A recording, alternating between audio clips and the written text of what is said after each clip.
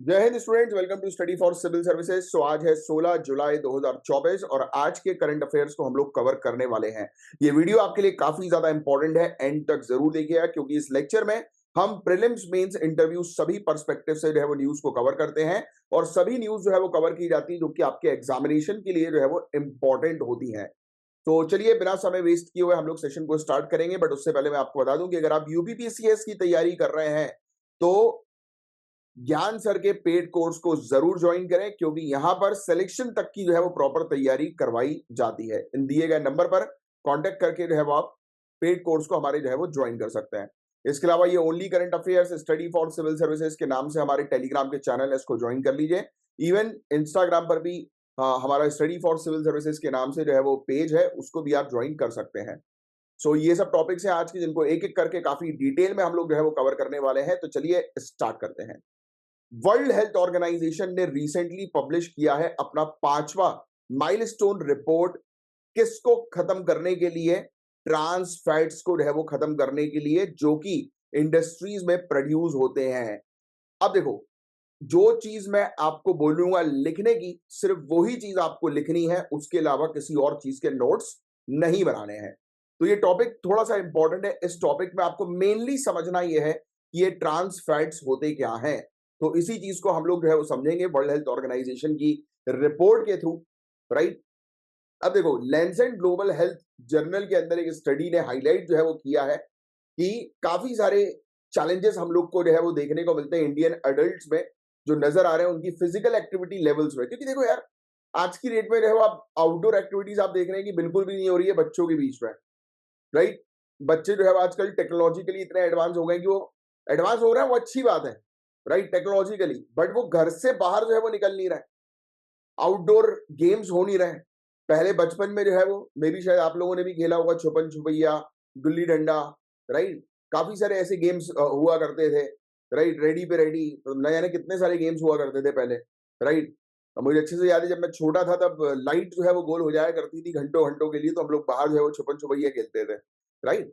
But आजकल physical activity हो ही नहीं रही है, ना बच्चे बाहर क्रिकेट खेलने जा रहे हैं, ना फुटबॉल खेलने जा रहे हैं, ना कुछ। उनको सिर्फ चाहिए मोबाइल, मोबाइल पे गेम्स, या फिर मूवी जो है वो चलानी है उनको, या यूट्यूब पर जो है वो वीडियो देखना है, ब्लॉगिंग देखनी है। बचपन से ही बच्चों को ब्लॉगिंग का इंटरेस्ट जो है वो शुरू हो गया, पता नहीं क्या है, राइट। आउटडोर एक्टिविटीज बिल्कुल ही बंद हो गई है। तो जब आउटडोर एक्टिविटीज जो है बंद होगी तो फिजिकल प्रॉब्लम्स जो है वो डेवलप होंगी। यस, कम ऑन से यस और नो, यस। तो और ऊपर से ये खाना पीना हम लोग को देखने को मिल रहा है, ये ट्रांस फैट्स जो हम लोग को देखने को मिल रहे हैं वो सबसे ज्यादा डेंजरस है, राइट। हालांकि मैं भी इसी की चपेट में हूँ, मैं खुद जो है वो ट्रांस फैट जो है वो ज्यादा इंटेक जो है वो करता हूँ, राइट, जो कि गलत है। ट्राई कर रहे हैं कि भाई हरी सब्जी, घर का खाना खाओ, हरी सब्जी खाओ, बट वो एक हैबिट सी जो है वो बन गई है बाहर के खाना खाने की, क्या बताएं। बट ठीक है, धीरे धीरे करके मैं भी इंप्रूव करूंगा। सो इंडस्ट्रियली जो प्रोड्यूस होता है, यानी कि इंडस्ट्रीज में जो ट्रांस फैट्स जो प्रोड्यूस होते हैं, राइट, तो ये हार्ट डिजीज रिस्क जो है उसको बढ़ा देते हैं। क्योंकि ये सब ऐसे खाने होते हैं, ऐसे फूड होते हैं जो जिनमें न्यूट्रिशन तो बिल्कुल नहीं होता, बल्कि उसके अलावा कोलेस्ट्रॉल जो है वो बहुत ज्यादा जो है वो रहता है। यस। और किस प्रकार से जो हमने प्रयास किया है ट्रांस फैट्स को खत्म करने के लिए, तो वर्ल्ड हेल्थ ऑर्गेनाइजेशन ने टारगेट सेट किया था 2018 में, ये लिख लो आप। डब्ल्यूएचओ, वर्ल्ड हेल्थ ऑर्गेनाइजेशन, विश्व स्वास्थ्य संगठन, इन्होंने टारगेट सेट किया है कब का? 2018 का, कि 2023 तक जो है वो पूरे दुनिया भर में से ट्रांस फैट को जो है वो एलिमिनेट कर दिया जाएगा, खत्म कर दिया जाएगा। बट ये टारगेट अचीव नहीं हुआ है, ये पूरी तरह से टारगेट जो है वो अचीव नहीं हुआ है। बट हाँ, कुछ प्रोग्रेस हम लोग को देखने को मिली है।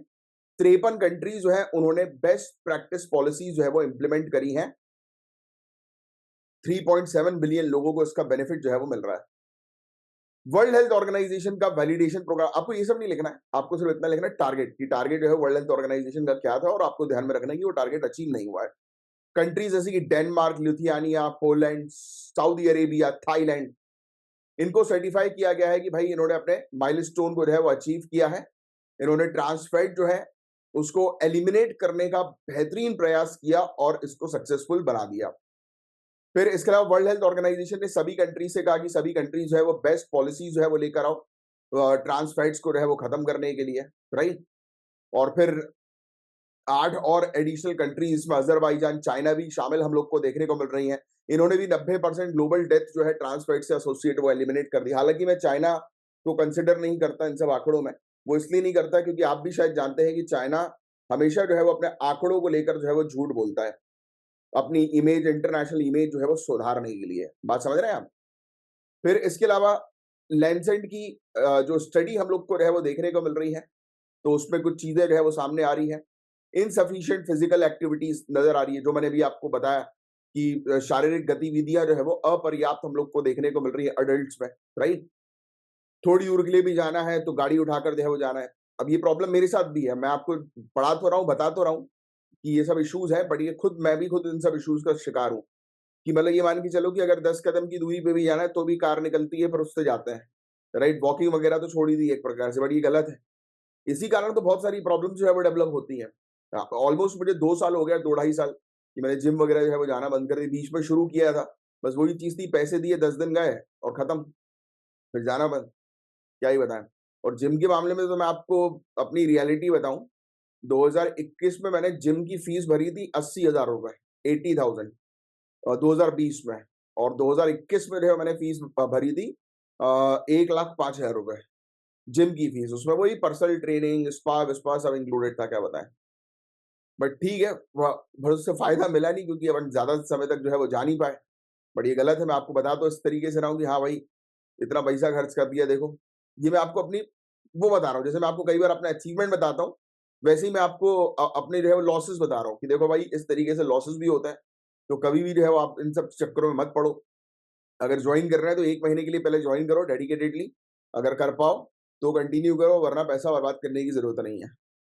एक्चुअली मेरे मेरे साथ क्या था, मुझे एंकाइलोसिंग स्पॉन्डिलिटिस की प्रॉब्लम है, स्पाइन का गठिया है मुझे एक प्रकार से। तो उसके लिए मुझे फिजियोथेरेपी और इन सब चीज़ों की रिक्वायरमेंट रहती थी।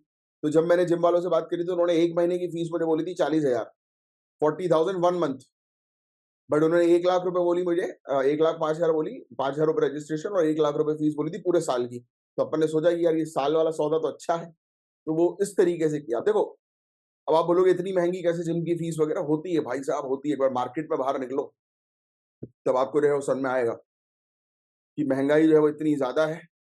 बट ठीक है, मैं कभी कंप्लेन नहीं करता महँगाई को लेकर, और आप लोग को भी कभी नहीं करनी चाहिए। अगर बड़ा बनना है, ऊपर आगे आगे जाना है, तो ये महँगाई को लेकर जो है परेशान मत हुआ करो। ये टुच्ची चीज़ें हैं, ये कॉमन मैन सोचता है।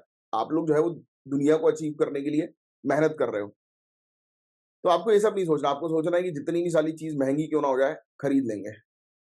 डबल रेट में खरीदेंगे, इतना पैसा कमाना है। वैसे आप तो कर रहे हो सिविल सर्विसेज़ की तैयारी, आपको तो सब चीज़ फ्री में मिल जाएगी एज़ अ गिफ्ट। चलो, आगे जो है बढ़ते हैं। 31.3% पूरे दुनिया भर के अडल्ट जो है वो अफेक्ट हुए हैं इस चीज़ से 2010 के बाद से, ट्रांस फैट से। और ट्रांस फैट तो एक तो इनटेक हो ही रहा है बॉडी के अंदर, ये उल्टा-सीधा खाना, बर्गर, पिज़्ज़ा, ये सब, इन सब में ट्रांस फैट्स होता है। और दूसरी चीज़ हम लोग को देखने को मिलती है कि फिज़िकल एक्टिविटी कुछ नहीं है, राइट? साउथ एशिया और इंडिया का सिनेरियो क्या है? साउथ एशिया इंक्लूडिंग इंडिया, यहाँ पर सबसे ज़्यादा फिज़िकल इनएक्टिविटी हम लोग को देखने को मिलती है, पर्टिकुलरली वुमेन में। यार मेरा मानना, अब मुझे ये थोड़ा-सा गड़बड़ लग रहा है कि वुमेन के केस में इनएक्टिविटी बताई जा रही है, बट वुमेन सबसे ज़्यादा मुझे लगता है कि एक्टिविटीज़ में इन्वॉल्व रहती हैं। अगर हाउसहोल्ड वर्क की भी बात कर लें हम लोग, तो घर में कितना सारा डस्टिंग का, मॉपिंग का, राइट? झाड़ू-पोछे का जो काम होता है, खाना बनाने का, बर्तन साफ करने का, भाई साहब इतनी फिज़िकल एक्टिविटी हो जाती है कि इंसान थक जाता है। तो ये मैं नहीं मानता। ये मैं मानता हूँ कि वो घर के जो पुरुष होते हैं वो पड़े रहते हैं बिस्तर पे और बोलते हैं जाओ जाओ चाय बना के लाओ। तो वो है इनएक्टिविटी। चलो आगे की बात करें। अब देखो ये सब चीज़ें आपको लिखनी नहीं है, ये सब चीज़ें समझनी है कि हाँ यार, इस तरीके की स्थिति हम लोग को आज की डेट में देखने को मिल रही है। अब इनएक्टिविटी होगी तो आपको ऑलरेडी पता है, हार्ट से रिलेटेड डिजीज़, डायबिटीज़, ये सब बढ़ती जा रही है, आप देख ही रहे हो। फिर गौ सरकार के इनिशिएटिव है, ये लिख लो आप। भाई सरकार ने कुछ कैंपेन्स लेकर आई, जैसे कि खेलो इंडिया, फिट इंडिया मूवमेंट के अंडर इनिशिएटिव्स है वो लाए गए, राइट? ये सब इस चीज़ के लिए थे कि लोग जो है वो अपनी हैबिट्स वगैरह को चेंज करें, राइट? और थोड़ा एक्टिव हों, ठीक है। फिर इसके अलावा इंडिया के इनिशिएटिव्स क्या है हेल्दी लाइफस्टाइल को प्रमोट करने के लिए? तो खेलो इंडिया, फिट इंडिया, मैंने आपको 2 स्कीम बताई थी, राइट? फिर इसके अलावा एनकरेज किया गया इंडिविजुअल को कि भाई आप फूड लेबल्स को चेक करो, कहीं उसमें ट्रांस फैट तो नहीं है। हेल्दी और अल्टरनेटिव जो है वो चूज़ करो। अब साला प्रॉब्लम सबसे बड़ी ये है कि हेल्दी और अल्टरनेटिव टेस्टी नहीं लग रहा है यार। तो ये बड़ी दिक्कत है, क्योंकि अब मैं तो हूँ टेस्ट बड वाला आदमी, कि मुझे तो जो है वो मेरी ज़ुबान में टेस्ट बड्स लगे हुए हैं, बहुत सारे, और वो मैं मिटा नहीं पा रहा हूँ। क्योंकि अपन को चाहिए टेस्टी-टेस्टी चीज़, और टेस्टी चीज़ें जो होती हैं मार्केट में, वो न्यूट्रिशियस होती नहीं है, उल्टा नुकसान ज़्यादा करती है। अब क्या करें? खाना भी है, जैसे घर पे भी खाना खाना है, तो भाई पनीर बनेगा तो मज़ा आएगा, छोले-भटूरे बनेंगे तो मज़ा आएगा, पाव भाजी बनेगा तो मज़ा आएगा। मतलब ये जो कोई गिलकी की सब्ज़ी रख दे, लौकी की सब्ज़ी रख दे, अरे अपन से बस का नहीं होगा। ये गलती है भाई साहब, इसी गलती को सुधारना है। सुधारेंगे धीरे-धीरे करके।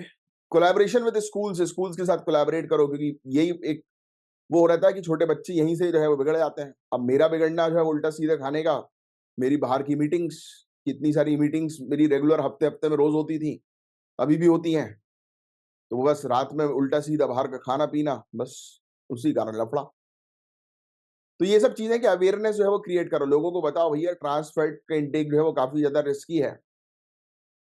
फिर इंश्योर करो कि भाई लोग हेल्दी लाइफ़स्टाइल जो है वो चूज़ करें, कंज्यूमर को अवेयर करो, जितने भी पैकेट फूड आइटम्स होते हैं उसके अंदर क्लियरली मेंशन किया जाए कि इसमें क्या-क्या चीज़ें शामिल है। इवन रेस्टोरेंट के अंदर भी मेरे हिसाब से प्रॉपर मेंशन करना चाहिए कि क्या-क्या चीज़ें का यूज़ किया जा रहा है इसको बनाने में। कोई अगर ऐसा प्रोडक्ट है जो अनहेल्दी है, तो उसको क्लियरली हाइलाइट करो, बड़े अक्षरों में। बड़ी इतने छोटे अक्षरों में लिख देते हैं कि इंसान कभी नहीं पढ़ता। आप मुझे बताओ, पैकेट के पीछे जो चीज़ लिखी रहती है, क्या वो आप हर पैकेट या हर जो जैसे कि कोई भी चीज़ आप ले रहे हो मार्केट से, क्या हर पूरी चीज़ वो रीड करते हो क्या? नहीं करते होगे, मैं गारंटी दे रहा हूँ। कोई नहीं करता। अब उसकी जगह उनको बड़े-बड़े अक्षरों में लिखना चाहिए। जैसे कि अपन को देखने को मिलता है प्योर वेज का जो ग्रीन कलर का साइन होता है, गोला बना हुआ है ग्रीन कलर का साइन, पता है ना? नॉन वेज का रेड कलर का साइन बना रहता है। ऐसे ही कुछ ट्रांस फैट जिसमें है, तो उसमें कितने परसेंट में, या फिर न्यूट्रिशन लिख दो बड़े में, कि भाई ये खाओगे तो इतना न्यूट्रिशन जो है वो आपको मिलेगा। वो चीज़ होनी चाहिए प्रॉपर क्लियरली विजिबल। ये एक रिकमेंडेशन के तौर पर लिख सकते हो अगर मेंस में आता है कुछ ऐसा तो, है कि नहीं? फिर सरकार को जो है वो इंटरवेंशन करना चाहिए कि सरकार जो है वो ट्रांस फैट जो है, उसको लिमिटेशन करने पर जो है वो काम करना चाहिए। हालाँकि सरकार कर रही है, इससे रिलेटेड पॉलिसीज़ भी है हमारी। ठीक है। तो ये था एक ट्रांस फैट से रिलेटेड छोटा-सा टॉपिक। उम्मीद करता हूँ पूरी चीज़ आपको अच्छे से समझ में आई होगी, क्रिस्टल क्लियर। अब देखिए यहाँ पर बात हो रही है इंडो ऑस्ट्रिया रिलेशंस के बारे में। जीएस पेपर 2 के पॉइंट ऑफ व्यू से एक इंपॉर्टेंट टॉपिक है। तो यहाँ पर देखो, ऑस्ट्रिया है, ये ऑस्ट्रेलिया नहीं है। ऑस्ट्रिया एक यूरोपियन कंट्री है। तो अभी रिसेंटली ऑफिशियल विजिट जो है वो हमारे ऑनरेबल प्राइम मिनिस्टर की ऑस्ट्रिया के अंदर देखने को मिली, तो उसी से रिलेटेड ये टॉपिक था। और दोनों कंट्रीज के बीच में जो है वो 75 साल की जो है वो डिप्लोमेटिक टाइज हम लोग को देखने को मिल रहे हैं, यानी कि राजनयिक संबंध जो है वो 75 वे हम लोग को देखने को मिल रहा है दोनों कंट्रीज के बीच में। तो ये सब याद रखना चाहो तो रख लो, वरना उतना इंपॉर्टेंट नहीं है। आगे की चर्चा करें तो दोनों ने बहुत सारी चीजों के बारे में चर्चा करी। पहली चीज तो उन्होंने ये डिस्कस किया कि जो इंडो पैसिफिक क्षेत्र हम लोग को देखने को मिलता है, राइट, वो फ्री और ओपन होना चाहिए, राइट। एक खुला और स्वतंत्र जो है वो भारत प्रशांत क्षेत्र जो है वो होना चाहिए। इस पर इन्होंने चर्चा करी।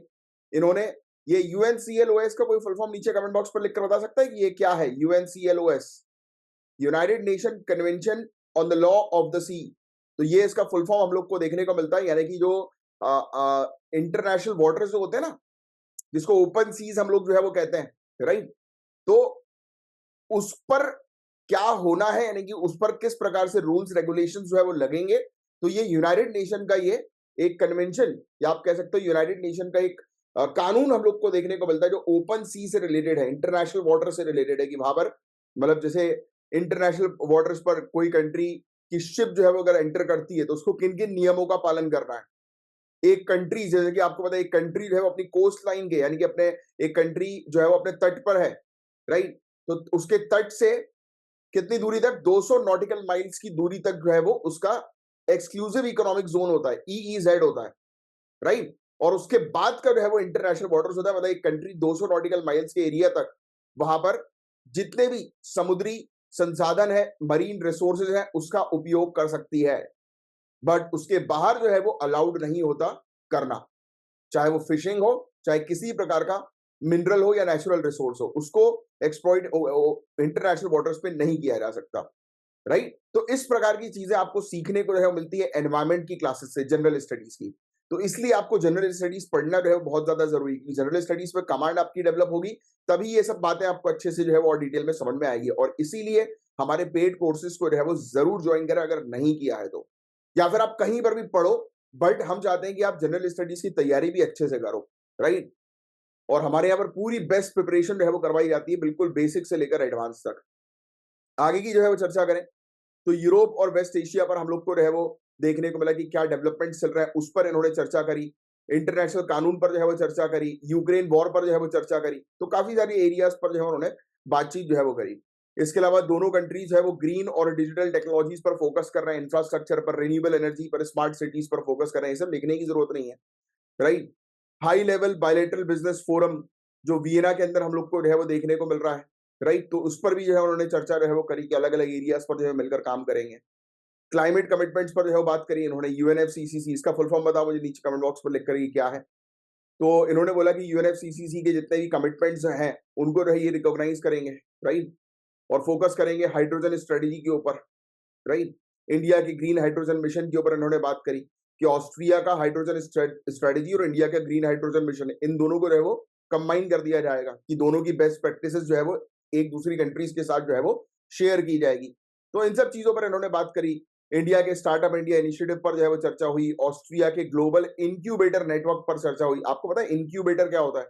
इंक्यूबेटर किस चीज को जो है बोलते हैं हम लोग? इंक्यूबेटर। तो इंक्यूबेटर जो है वो बेसिकली जो स्टार्टअप होते हैं, जो नई नई कंपनी जो स्टैब्लिश होती हैं, उनको हेल्प करने के लिए एक अलग सेंटर जो होता है वो होता है इंक्यूबेटर।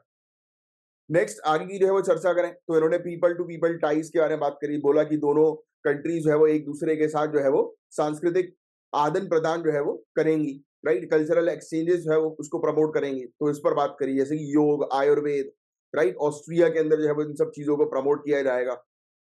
दोनों कंट्रीज ने टूरिज्म के रोल के बारे में जो है बात करी कि टूरिज्म बहुत ज्यादा इंपॉर्टेंट होता है इकोनॉमिक ग्रोथ के लिए, राइट, आर्थिक विकास के लिए, राइट। इन्होंने ये भी बोला कि टूरिस्ट फ्लो को जो है उनको बढ़ाना है, ज्यादा से ज्यादा टूरिस्ट जो है वो एक दूसरे कंट्रीज के अंदर जो है वो जाए, इस पर इनको फोकस करना है। और भी काफी सारे एरियाज पर इन्होंने बात करी। इंडिया जो है ये भी कहा जा रहा है कि इंडिया जो है उसको मेंबरशिप जो है वो मिलनी चाहिए यूनाइटेड नेशन सिक्योरिटी काउंसिल में, राइट। तो इस पर ऑस्ट्रिया भी जो है वो सपोर्ट कर रहा है इंडिया का। तो ये चीज है, यूनाइटेड नेशन सिक्योरिटी काउंसिल के अंदर कुछ सुधार जो है वो लाए जाए, इस पर दोनों ने मिलकर जो है वो बात करी। और इंडिया और ऑस्ट्रिया के बारे में बात करें तो इंडिया और ऑस्ट्रिया ने अपने रिलेशंस बनाए थे 1949 में। Indo Austrian joint economic commission जो है वो स्टैब्लिश हुआ था 1983 में, राइट। 2022 तक बायलेटरल ट्रेड दोनों कंट्रीज के बीच में हो गया 2.84 बिलियन यूएस डॉलर, मतलब अच्छा खासा ट्रेड दोनों कंट्रीज के बीच में हो रहा है।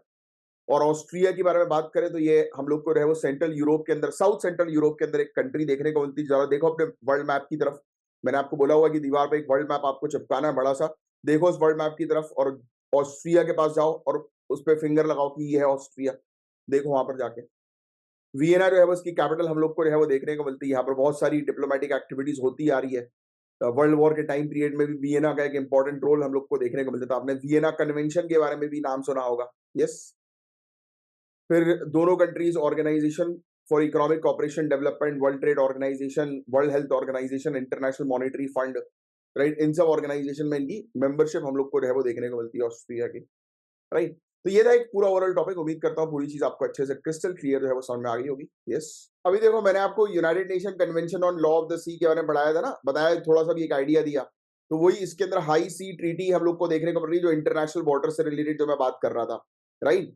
अब देखो ये हाई सी ट्रीटी जो है वो एक ऐसा मूवमेंट हम लोग को देखने को मिलता है इंटरनेशनल प्रयासों का, जिसके थ्रू मरीन की बायोडाइवर्सिटी यानी कि समुद्री जैव विविधता और समुद्र के जो संसाधन है उसको बचाने का एक ट्रीटी है, उसको बचाने का एक एग्रीमेंट है। क्योंकि देखो इंटरनेशनल वाटर्स हम लोग को जो देखने को मिलता है उसमें सभी का हक है और सभी का हक नहीं है, ये दोनों चीज होती है। इसका मतलब क्या हुआ कि इसका मतलब सभी अपने कॉपरेशन से यानी कि सभी की सहमति से जो है वो इंटरनेशनल वाटर्स पर लोग जो है वो मतलब रिसोर्सेज जो है वो निकाल सकते हैं, संसाधन को जो है वो निकाल सकते हैं, जैसे मिनरल्स वगैरह, राइट। और कौन से निकालने कौन से नहीं निकालने, इस चीज को प्रॉपरली स्पेसिफाई जो है वो किया गया है इस ट्रीटी के तहत, राइट, इस एग्रीमेंट के तहत। सिंपल शब्दों में ये बस आपको समझना है और कुछ नहीं है इस टॉपिक के अंदर।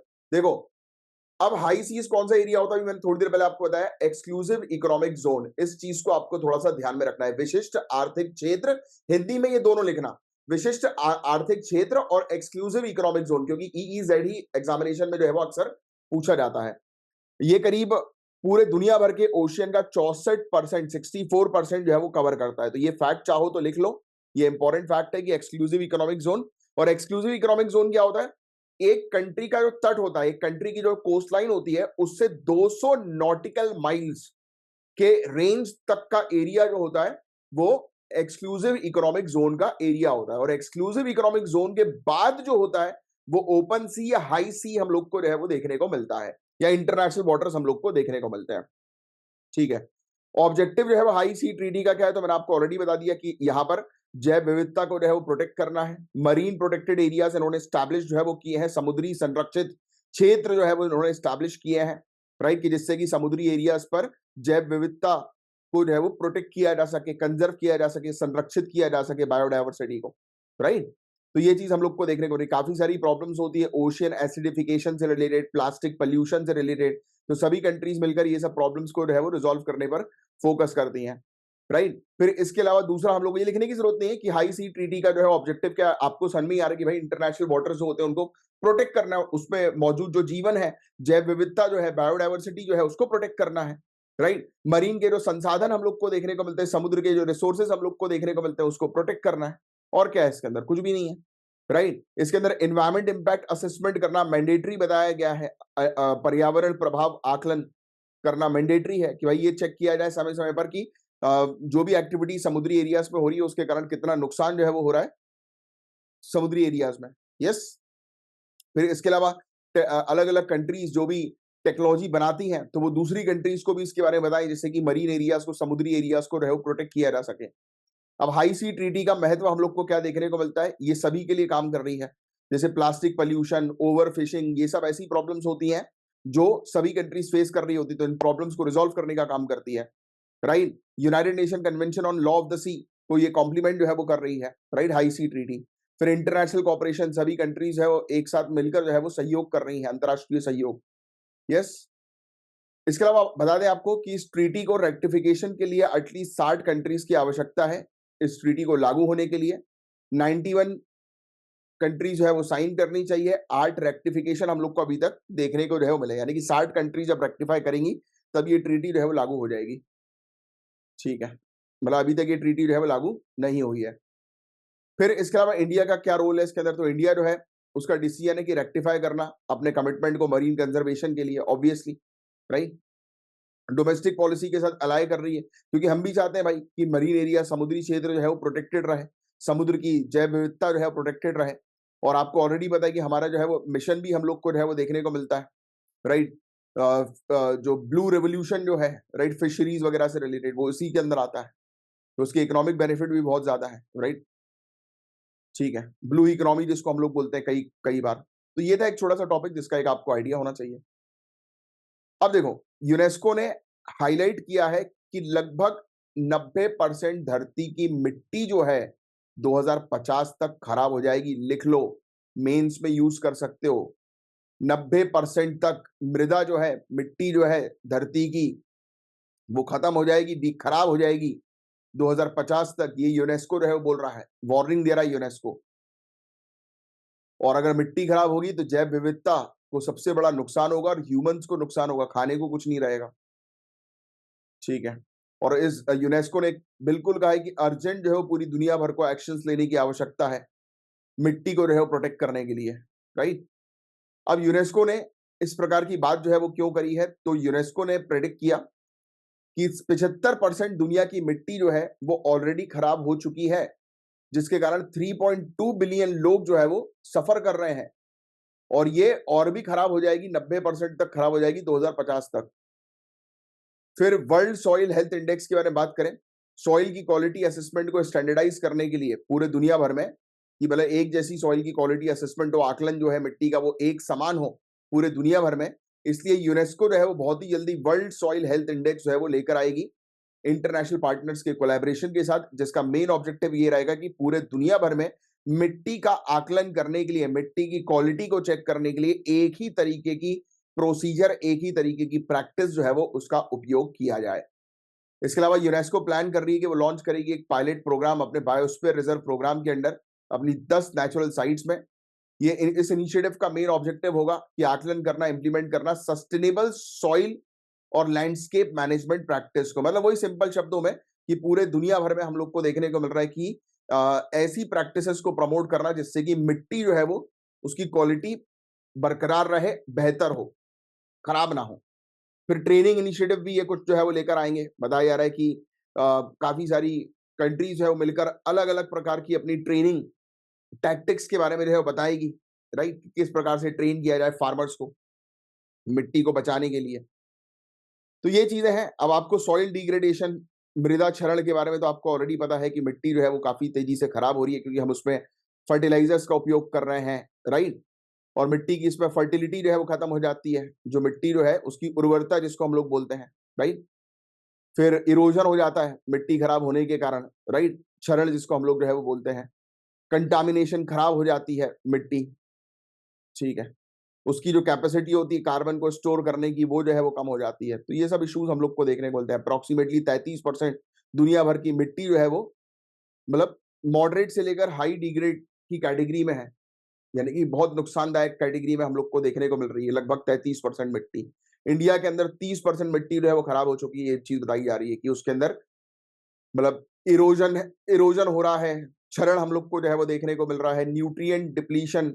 अब जो मिट्टी के अंदर हम लोग को 3 इंपॉर्टेंट जो है वो मिनरल्स देखने को मिलते हैं, एनपीके, आपको पता होगा, नाइट्रोजन, पोटेशियम और फटाक से नीचे कमेंट बॉक्स में लिख के बताओ एक और क्या है, एनपीके। नेक्स्ट, आगे की जो है वो चर्चा करें, डिग्रेडेशन क्यों होता है, क्यों भाई इस प्रकार की मिट्टी जो है वो खराब हो रही है? तो काफी सारे कारण है। एक तो सही तरीके से एग्रीकल्चर प्रैक्टिस नहीं की जा रही, वही केमिकल फर्टिलाइजर उपयोग किया जा रहा है, पेड़ पौधे काटे जा रहे हैं, तेजी से अर्बनाइजेशन हो रहा है, शहरीकरण हो रहा है, इंडस्ट्रियल एक्टिविटीज के कारण पॉल्यूशन मिट्टी में जो है वो समा रहा है, क्लाइमेट चेंज, जलवायु परिवर्तन भी एक बड़ा कारण हम लोग को जो है वो देखने को मिलता है। काफी सारे इनिशिएटिव्स हैं जैसे global soil partnership, Bonn challenge, land degradation neutrality, जिसका मेन ऑब्जेक्टिव यही है कि मिट्टी को प्रोटेक्ट करना, सस्टेनेबल लैंड मैनेजमेंट प्रैक्टिस पूरे दुनिया भर में जो है वो कंडक्ट करवाना। इंडिया के अंदर national mission for sustainable agriculture, soil health card scheme, आपने किसान क्रेडिट कार्ड जो है वो सुना होगा। किसान के क्रेडिट कार्ड स्कीम के साथ साथ किसान के पास एक सॉइल हेल्थ का कार्ड भी हम लोग को देखने को मिलता है। परंपरागत कृषि विकास योजना, राइट? तो इसमें सस्टेनेबल और बेस्ट एग्रीकल्चरल प्रैक्टिस को प्रमोट करने की बात की जा रही है, ठीक है? अब कुछ स्ट्रेटजीज है जिसके थ्रू आप सॉइल को अच्छी तरीके से मैनेज कर सकते हो मिट्टी के बेहतर बेहतर मैनेजमेंट के लिए। एक होता है रीजनरेटिव एग्रीकल्चर, ये लिख लेना, ये आपके लिए इंपॉर्टेंट है कि सतत मृदा प्रबंधन के लिए क्या रणनीतियां हैं। पुनर्योजी कृषि, रीजनरेटिव एग्रीकल्चर लिख लो। इसमें लिखो crop rotation, cover cropping, cover cropping, reduce tillage, improve water retention, foster biodiversity. Hindi में भी बिल्कुल ऐसे ही लिखो, जल प्रतिधारण में सुधार, वाटर रिटेंशन को इंप्रूव करना, जैव विविधता को प्रोत्साहन के क्रम में, यानी कि बायोडायवर्सिटी को बढ़ाने में, फसल चक्र, कवर फसल, कम जुताई जैसी प्रथाएं, कि क्रॉप रोटेशन करो, एक ही समान एक ही टाइप की क्रॉप्स है वो हर बार कल्टीवेट मत करो। कवर क्रॉपिंग, मॉइस्चर मेंटेन करने के लिए कवर्स का जो है वो उपयोग जो है वो करो। जो भूसा वगैरह होता है वो कई बार मिट्टी के ऊपर जो है वो डाल दिया जाता है, ठीक है, जिससे कि पानी जो है वो मेंटेन रहे, नमी जो है वो मेंटेन रहे बेसिकली मिट्टी के अंदर। नेक्स्ट लिखोगे आप बायोचार और कंपोस्टिंग। कंपोस्टिंग तो आपको ऑलरेडी जो है पता है, खाद बनाने वाली प्रोसेस, ऑर्गेनिक, बस। नेक्स्ट जो है आप लिख लो एग्रो फॉरेस्ट्री इंटीग्रेशन, कृषि वानिकी एकीकरण। मतलब जो एग्रीकल्चर वाला एरिया है, जो फार्म है, जो खेत है, वहां पर आसपास पेड़ वगैरह भी जो है वो लगाओ। फिर लिखो अर्बन ग्रीन इंफ्रास्ट्रक्चर, शहरी हरित अवसंरचनाएं, जैसे रोड के आजू बाजू में पेड़ जो है वो लगाए जाए, ग्रीनरी जो है वो उसको प्रमोट किया जाए। बायो रेमिडिएशन और फाइटो माइनिंग, और फाइटो माइनिंग, इसमें प्लांट्स और माइक्रोब्स का इस्तेमाल किया जाए। पल्यूटेड सॉइल जो होती है, प्रदूषित मिट्टी जो हम लोग को देखने को मिलती है, उसको प्रदूषण मुक्त करने के लिए, विष मुक्त करने के लिए, डिटॉक्सिफाई जिसको बोलते हैं। और दोबारा से उस मिट्टी जो है उसकी हेल्थ जो है वो ठीक हो जाए, तो इसके लिए जो है वो इस्तेमाल जो है वो करो किस चीज का, प्लांट्स का, माइक्रोब्स का। ठीक है, बस यही चीज थी जिसके बारे में एक आपको आइडिया होना चाहिए। अब नेक्स्ट जो टॉपिक है, national tiger conservation authority, NTCA. इसने अभी रिसेंटली जो है वो राज्यों को बोला है, स्पेशली उनके वाइल्ड लाइफ डिपार्टमेंट को, कि आप एक प्लान जो है वो बनाओ जिसके थ्रू हम रिलोकेट कर सकें गांव को कोर टाइगर हैबिटेट से दूर। मतलब सिंपल शब्दों में कि जो भी गांव है, जिन गांव के आसपास टाइगर का बहुत ज्यादा मूवमेंट होता है, जो कोर एरिया होता है टाइगर का, वहां से गांव को जो है वो दूर किया जाए, जिससे कि मैन एनिमल कॉन्फ्लिक्ट जो है वो कम से कम हो। रिलोकेशन प्रोसेस जो है वो लीगल प्रोविजन के आधार पर जो है वो होना चाहिए। इसमें गांव वाले की प्रॉपर सहमति होना जो है वो जरूरी है, कि जिससे कि उनकी आजीविका को किसी भी प्रकार से जो है वो नुकसान ना हो। फिर एनटीसीए का विलेज रिलोकेशन प्रोग्राम, ये चाहो तो लिख लो, नेशनल टाइगर कंजर्वेशन अथॉरिटी, राष्ट्रीय बाघ संरक्षण प्राधिकरण, एनटीसीए, इनका ये प्रोग्राम है विलेज रिलोकेशन प्रोग्राम, ग्राम पुनर्वास योजना, लिख लो। Wildlife protection act 2006 amendment वाला, वन्यजीव संरक्षण संशोधन अधिनियम 2006, इसमें मैंडेट किया गया था कि आप क्रिएट करो इनोवेटिव स्पेस को टाइगर रिजर्व के अंदर, जिससे कि टाइगर की पॉपुलेशन जो है वो ठीक ठाक की जा सके, मतलब उसमें कमी जो है वो ना आए। कोर टाइगर हैबिटेट जो है वो क्रिटिकल एरियाज होते हैं जहां पर ह्यूमन एक्टिविटीज रिस्ट्रिक्ट होती है टाइगर की ब्रीडिंग को और उसके इकोसिस्टम को प्रोटेक्ट करने के लिए, क्योंकि यहां पर सबसे ज्यादा टाइगर का मूवमेंट होता है। ये लिखने की वैसे जरूरत नहीं है। आज की डेट में लगभग 600 गांव हम लोग को देखने को मिल रहे हैं जहां पर 64,801 फैमिलीज जो है वो रहती हैं इन एरियाज पर, 55 टाइगर रिजर्व पे।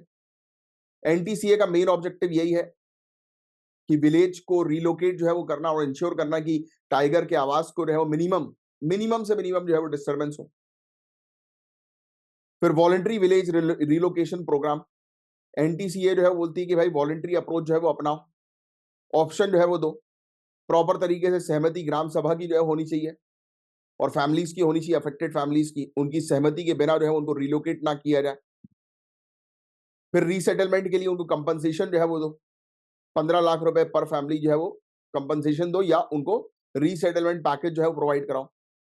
रीसेटलमेंट पैकेज में उनको जो है वो 2 हेक्टेयर की जमीन दो, घर दो, बेसिक एमिनिटीज जैसे कि road, water, sanitation, electricity, telecommunication की वहां पर पूरी व्यवस्था जो है वो होनी चाहिए, तब जाकर उनको शिफ्ट जो है वो करो। तो ये सब चीजें बताई हुई हैं। ठीक है, बस बाकी और कुछ नहीं है। बाकी प्रोजेक्ट टाइगर के बारे में लिख लो, प्रोजेक्ट टाइगर से रिलेटेड प्रीलिम्स में अक्सर क्वेश्चन आता है। 1973 में इसको लॉन्च किया गया था। इसका मेन ऑब्जेक्टिव यही कि टाइगर की पॉपुलेशन को जो है वो बचाना।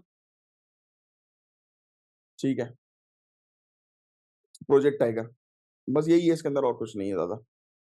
सबसे बड़ा चैलेंज जो है वो यहाँ पर हम लोग को देखने को मिलता है, वही हैबिटेट फ्रेगमेंटेशन। जो जानवर है उनके घर को जो है वो हम लोग ने खत्म कर दिया, जंगल काट काट के, जंगल उनका घर है, हमने काट काट के खत्म कर दिया है। शहरीकरण के कारण उनका घर जो है वो खत्म हो गया। फिर कई केस में ह्यूमन वाइल्ड लाइफ कॉन्फ्लिक्ट हम लोग को देखने को मिलता है। जब उनका घर हम खत्म करेंगे तो बाहर निकलेंगे ही निकलेंगे। जब वो बाहर निकलेंगे खाने वाने की तलाश में, तो ह्यूमन और एनिमल कॉन्फ्लिक्ट हम लोग को देखने को मिलता है। फिर सरकार के पास ज्यादा पैसा भी नहीं है इस प्रकार से प्रोटेक्ट जो है वो करने के लिए। तो ये सब इश्यूज हम लोग को जो है वो यहाँ पर देखने को मिलता है। बस दैट्स इट। एरियन 6 रॉकेट जो है वो क्या है, तो इसके बारे में हम लोग चर्चा करेंगे। एरियन 6 जो है ये लॉन्च कर सकता है डीप स्पेस में मिशन को। ये रॉकेट जो है एरियन 6 डीप स्पेस यानी कि स्पेस मिशन के लिए इस रॉकेट का इस्तेमाल किया जा सकता है। इससे पहले एरियन 5 जो था वो लो अर्थ ऑर्बिट तक ही जा सकता था, ये और ऊपर जा सकता है स्पेस में। एरियन 6 जो है वो रिप्लेस कर रहा है एरियन 5 रॉकेट सीरीज को। अब नया है एरियन 6, और एरियन 6 जो है उसका उपयोग जो है वो इसरो मिशन के लिए अभी तक नहीं किया गया है। राइट, तो ये एक रॉकेट हम लोग को जो है वो देखने को मिल रहा है। याद रखिएगा, स्पेस मिशन के लिए ये रॉकेट है, और यूरोपियन रॉकेट ये हम लोग को देखने को मिल रहा है डीप स्पेस मिशन के लिए। नेक्स्ट, जगन्नाथ रथ यात्रा, आपको पता ही होगा इस फेस्टिवल के बारे में। ये पहले भी हम लोग जो है वो कवर अप कर चुके हैं, काफी इंपॉर्टेंट टॉपिक है ये। जगन्नाथ रथ यात्रा, जिसको हम लोग चैरियट फेस्टिवल भी, रथ यात्रा भी जिसको हम लोग कहते हैं, रथ महोत्सव बेसिकली, ये भगवान जगन्नाथ जो होते हैं, तो उनकी पूजा जो है वो की जाती है, उनका रथ जो है वो निकलता है, राइट? पूरी ओडिशा के अंदर जगन्नाथ मंदिर जिसको हम लोग बोलते हैं, गुंडीचा मंदिर जिसको हम लोग बोलते हैं, वहाँ पर जो है वो जाया जाता है। फिर इसके अलावा ये फेस्टिवल जो है वो लगभग 11 दिन के लिए होता है। फिर रथ यात्रा जो है, उसका एंशिएंट ओरिजिन बताया गया है कि एटलीस्ट 12वीं सेंचुरी से चल रहा है। 12वीं शताब्दी से इसके रिकॉर्ड्स जो है वो नज़र आ रहे हैं। हालाँकि पता है आपको ये रथ यात्रा जो होती है, इसमें जो रथ जो बनाया जाता है ना, वो एक प्रकार की लकड़ी से जो है वो तैयार किया जाता है और कहा ये जाता है कि वो लकड़ी एक ही परिवार जो है वो मेंटेन कर रहा है या वो पेड़ एक ही परिवार मेंटेन कर रहा है। तो एक ही कुल से जो है वो पूरी चीज़ जो है वो तैयार होती है। अब कितना सच है, कितना नहीं आप बताइएगा कमेंट बॉक्स पर जो है वो लिखकर। मैंने कहीं पर ये भी सुना था कि इनके रथ में उसी पेड़ से जो है वो लकड़ी ली जाती है जिसमें साँप का वास होता है। मेरे ख्याल से जो स्नेक्स जो होते हैं ना साँप, तो वो उसमें लपटा रहता है। अब पता नहीं अब कितना सच है, कितना नहीं है, आप बताइएगा। अब नेक्स्ट जो टॉपिक है आपका, ये टूरिज़्म से रिलेटेड है माउंटेन इकोसिस्टम के अंदर, कि किस प्रकार से टूरिज़्म जो है वो माउंटेन इकोसिस्टम जो हम लोग को देखने को मिलता है, पर्वतीय पारिस्थितिकी तंत्र बोलो या प्रणाली बोलो, इस पर डेवलपमेंट के इनिशिएटिव जो है वो क्या है, टूरिज़्म का क्या इम्पैक्ट इस पर हम लोग को देखने को मिलता है, राइट? तो इससे रिलेटेड एक अच्छा मेंस का क्वेश्चन है, 150 वर्ड में इसका आंसर लिखने की कोशिश करिएगा। तो चलिए बस आज के लिए इतना ही था। अब मिलेंगे हम लोग कल के करंट अफेयर्स के लेक्चर में, तब तक के लिए bye bye, take care, have a great day ahead, जय हिंद।